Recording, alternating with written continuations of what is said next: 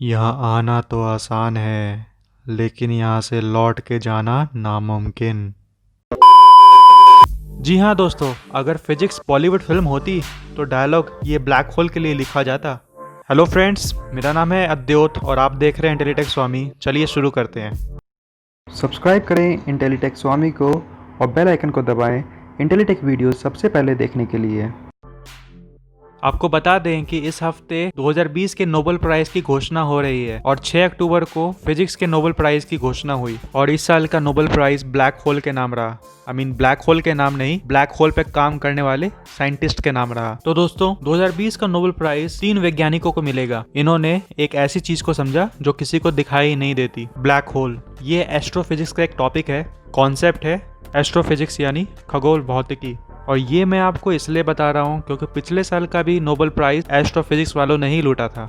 इसी नाम का आधा हिस्सा रॉजर पेनरोज को मिलेगा। रॉजर ने दिखाया कि ब्लैक होल बन सकते हैं और ये उन्होंने मैथमेटिक्स यूज करके बताया। बाकी का आधा हिस्सा रेनहार्ड गेंजेल और एंड्रिया गेज के नाम जाएगा। इन दोनों वैज्ञानिकों ने मिल्की वे गैलेक्सी के केंद्र में अपना ध्यान लगाया और सबसे ज्यादा भारी भरकम चीज खोजी है। अभी तक की हमारी समझ ये कहती है कि मिल्की वे गैलेक्सी के बीच में एक ब्लैक होल है, लेकिन ये ब्लैक होल होता क्या है? पृथ्वी सूर्य का चक्कर काटती है, क्यों काटती है? चांद धरती का चक्कर काटता है, क्यों काटता है? और हम धरती पे क्यों चिपके हुए हैं? इन सब का बस एक ही आंसर है, ग्रेविटी, गुरुत्वाकर्षण। वो अदृश्य बल जिसने सबको बांध रखा है। जिस ग्रेविटी में सब बंधे हुए हैं वो लाइट को भी तो रोक सकती है। क्या आपने ये सोचा है कभी? तो ब्लैक होल एक ऐसी जगह है जिसकी सतह से प्रकाश भी नहीं निकल सकता, मतलब लाइट भी पास नहीं हो सकती वहां से। दोस्तों, वहां का गुरुत्वाकर्षण इतना ज्यादा होता है कि आसपास की सारी चीजें एक बिंदु में समेट के रह जाती हैं। हमें कोई चीज तभी दिखाई देती है जब वहां से प्रकाश हमारी आंखों तक पहुंचे। तो आप ये बताइए कि जब वहां से प्रकाश ही नहीं निकलती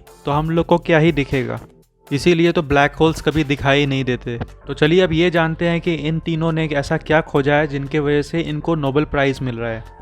तो चलिए पहले रॉजर पेनरोज की बात करते हैं, जिन्हें इनाम का आधा हिस्सा मिला है। ब्लैक होल की बुनियाद ग्रेविटी है। 1915 में एल्बर्ट आइंस्टाइन ने जनरल रिलेटिविटी थ्योरी सामने रखी। ये ग्रेविटी को समझाने वाली सबसे काबिल थ्योरी साबित हुई। मैं वो डिफिकल्ट इक्वेशन आपको नहीं बताऊंगा। हालांकि दूसरे वैज्ञानिकों ने जनरल रिलेटिविटी थ्योरी को पढ़ना शुरू किया। कुछ टाइम के बाद एक जर्मन एस्ट्रोनॉमर ने आइंस्टाइन इक्वेशन से चौंकाने वाले दावे सामने किए। उनके आधार पर अगर बहुत सारी ऊर्जा और पदार्थ एक बहुत ही छोटी सी जगह पे इकट्ठी हो जाए तो वहां का स्पेस टाइम एक बिंदु में समेट के रह जाएगा और इसको सिंगुलैरिटी कहते हैं। आपको बता दें कि वहां पे इनफाइनाइट डेंसिटी होती है। वहां कोई लॉ काम नहीं करता, कोई फिजिकल नियम काम नहीं करते, यहाँ तक कि आइंस्टाइन का रिलेटिविटी भी काम नहीं करता। और यहाँ सिंगुलैरिटी ब्लैक होल का मेन कारण होता है। और यही बात उस समय आइंस्टाइन ने मानने से इनकार कर दिया। जब ऐसे दावे किए गए उनके सामने तो उन्हें लगा कि ऐसा नहीं हो सकता। फिर 1955 में आइंस्टाइन की मौत हो गई। उनकी मौत से 10 साल के बाद रॉजर पेनरोज ने यही साबित करके दिखाया, और वो भी आइंस्टाइन की थ्योरी के दम पर। उन्होंने आइंस्टाइन की ही मैथमेटिक्स थ्योरी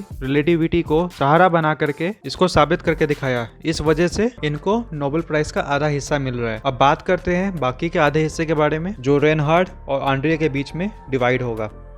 गैलेक्सी यानी आकाशगंगा, जिसमें बहुत सारे सोलर सिस्टम होती हैं, बहुत सारे स्टार्स होते हैं और यूनिवर्स में ऐसे कई सारे गैलेक्सी होते हैं। हमारे सोलर सिस्टम जिस गैलेक्सी में आता है उसका नाम मिल्की वे गैलेक्सी है। ये साइड में पड़ता है हमारे सोलर सिस्टम इस गैलेक्सी के।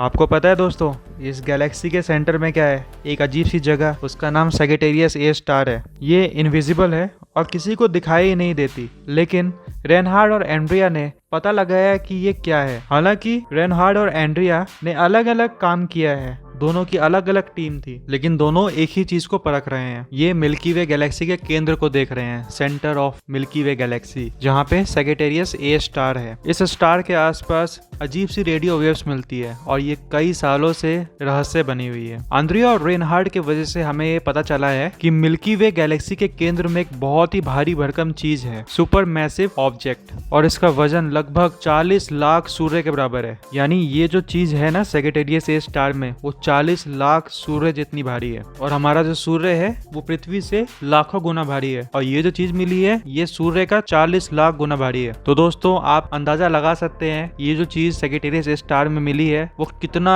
ज्यादा भारी है। एंड्रिया और रेनहार्ड ने इस जगह को 30 साल तक स्टडी किया है। इन दोनों ने इस जगह के आसपास मौजूद सितारों को डीपली स्टडी किया है और फिर ये निष्कर्ष निकाला है। इन्होंने ये ऑब्जर्वेशन लेने के लिए कई सारे मेथड्स और टेक्नोलॉजीज में इन्वेंशन किया और इन्होंने जो मेहनत करी है उसी की वजह से इनको इस साल नोबेल पुरस्कार दिया जाएगा। इस साल ये 10 दिसंबर 2020 को ये नोबेल पुरस्कार दिया जाएगा।